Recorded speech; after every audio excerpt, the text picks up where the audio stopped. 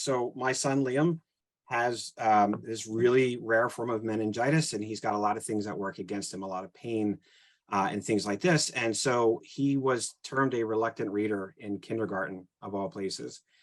And it was comics that made him want to read. So I won't get all into that detail, but why would we not?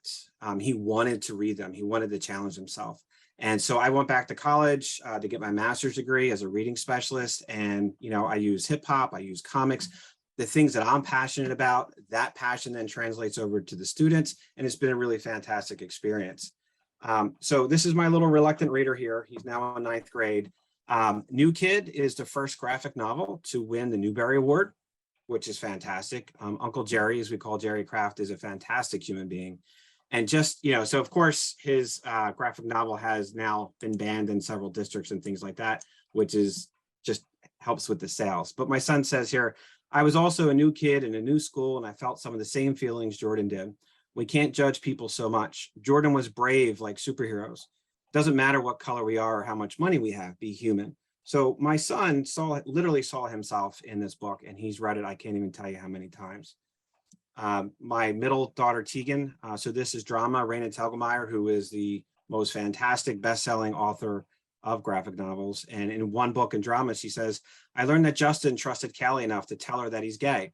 I knew he was happy about it because he had a big smile on his face as shown on the great drawings. The true meaning of this book is that friends accept each other for who they are. I also learned that girls can build and fix stuff and to always challenge yourself. So again, my kids are literally seeing themselves on these pages. DC Comics has a fantastic YA series of all different titles. And this is my oldest daughter, Charlotte. And she says about this Raven book, I love the way this book showed her as a girl, someone around my age, dealing with some of the problems I go through.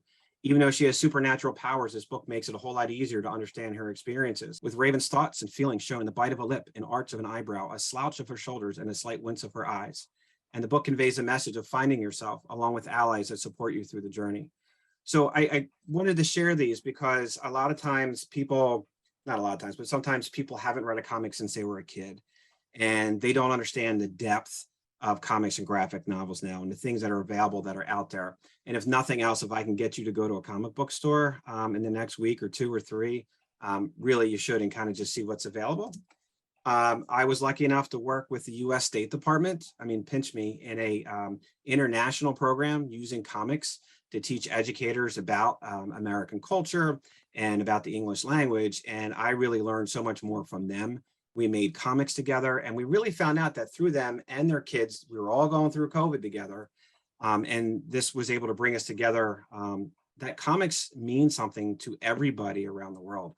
And when I hook my 10th and 11th grade students up with other classrooms from around the world, it really is music and comics and superheroes and things like that that allow them to be just normal teenagers that it's like they've known each other forever.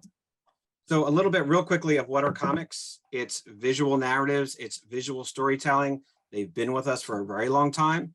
The Bayeux Tapestry, that is a 230-foot long comic book. And so we look at that as real literature and real history.